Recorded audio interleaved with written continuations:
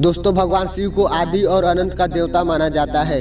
लेकिन क्या आप जानते हैं भगवान शिव का जन्म कैसे हुआ था और कौन है उनके माता पिता, और किससे ली थी शिक्षा और किसको दिया था शिक्षा का ज्ञान, और कैसे बने थे भगवान ब्रह्मा शिव के पिता।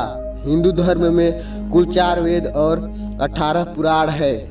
इन वेदों पुराणों में देवी देवताओं के जन्म से लेकर उनके अवतारों का वर्णन किया गया है। वेदों में भगवान शिव को निराकार बताया गया है और भोलेनाथ के जन्म से जुड़ी कई सारी कहानियों का वर्णन किया गया है। हम वेदों और पुराणों से मिलने वाली कहानियों से जानेंगे कि आखिर भगवान शिव का जन्म कब हुआ और उनके जन्म के पीछे की क्या वजह थी। भगवान शिव के जन्म की पहली कहानी यानी शिव पुराण के अनुसार भगवान शिव को स्वयं माना जाता है, जिसका अर्थ है कि भगवान शिव का जन्म स्वयं ही हुआ था। जिससे एक बात तो साफ हो जाती है कि न ही कोई उनकी माता है न ही उनका कोई पिता। इसी कारण भगवान शिव का आदि और अंत से कोई संबंध नहीं है।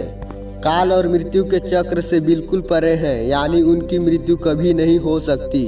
वही विष्णु पुराण के अनुसार भगवान शिव का जन्म भगवान शिव के माथे से उत्पन्न हुआ था। माथे की तेज से ही जन्मे होने के कारण भगवान शंकर सदैव योग मुद्रा में रहते हैं। इतना ही नहीं, विष्णु पुराण में वर्णित भगवान शिव के जन्म और उनके बालपन का एकमात्र वर्णन यही मिलता है।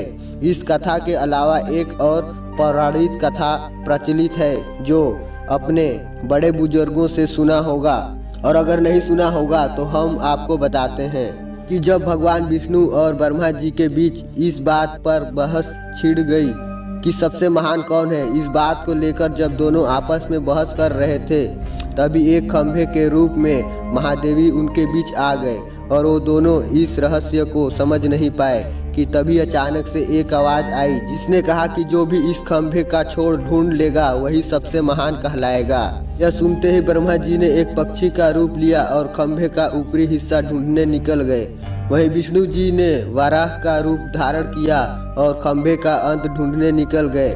बहुत देर तक खोजने के बाद भी दोनों में से किसी को खंभे का छोर नहीं मिला और दोनों में हार मान ली। इसके बाद भगवान शिव अपने असली रूप में आ गए। फिर भगवान विष्णु और ब्रह्मा जी ने मान लिया कि वही सबसे महान और शक्तिशाली है और यह खंभा उनके न जन्म लेने और न मरने का प्रतीक है। इसी कारण भगवान शिव को स्वयं शंभु माना जाता है, यानी वह अमर है। अब बात करते हैं कि आखिर भगवान ब्रह्मा कैसे बने।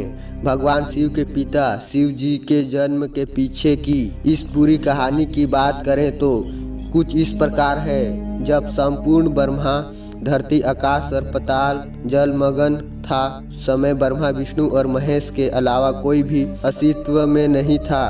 उस दौरान केवल विष्णु ही थे जो जल में शेषनाग पर विश्राम करते हुए नजर आ रहे थे।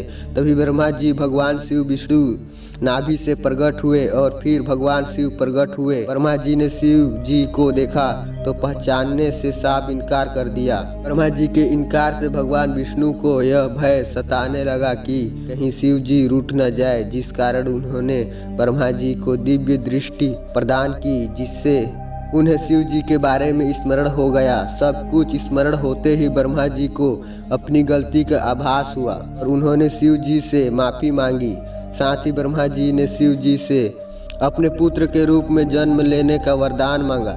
भगवान शिव ने ब्रह्मा जी को माफ करते हुए उन्हें वरदान प्रदान किया और इसके बाद जब ब्रह्मा जी ने संसार की रचना करना आरंभ किया तब उन्हें एक बच्चे की जरूरत पड़ी और उन्हें भगवान शिव से मिला वरदान याद आया और वरदान को पाने के लिए उन्होंने तपस्या की और फिर एक रोता हुआ बालक उनकी गोद में प्रकट हो गया। यह केवल भगवान शिव का बाल रूप है। और जब भगवान ब्रह्मा ने बालक से रोने की वजह पूछी तो बालक ने बताया कि उसका कोई नाम नहीं है, इसलिए वह रो रहा है। इस पर ब्रह्मा जी ने उसका नाम रुद्र रखा। इस नाम का अर्थ है रोने वाला, परंतु बालक रूप में बैठे भगवान शिव तब भी चुप न हुए। इस तरह बालक शिव को चुप कराने के लिए ब्रह्मा जी ने 108 नाम दिए थे, जो इस प्रकार है: रुद्र, भाव, उग्र, भीम, पशुपति, महादेव और ईशान। यही वजह है कि भगवान शिव इन सभी नामों से भी जाने जाते हैं। अब बात करते हैं कि आखिर भगवान शिव के गुरु कौन थे। भगवान शिव स्वयं ही इस संसार के गुरु माने जाते हैं, जिन्होंने इस संसार में गुरु शिष्य की परंपरा का शुभारंभ किया था। हिंदू धार्मिक ग्रंथ कहते हैं कि ब्रह्मा जी और शिव जी इस संसार के सबसे पहले गुरु हैं। जहां ब्रह्मा जी ने अपने मानस पुत्रों को शिक्षा प्रदान की थी, वही भगवान शिव ने अपने साथ शिष्यों को शिक्षा प्रदान किया था। इन्हीं के साथ शिष्यों को बाद में सप्तऋषियों का दर्जा दिया। अगर वीडियो आपको अच्छा लगा होगा तो वीडियो को लाइक और चैनल को सब्सक्राइब जरूर से कर दें। धन्यवाद।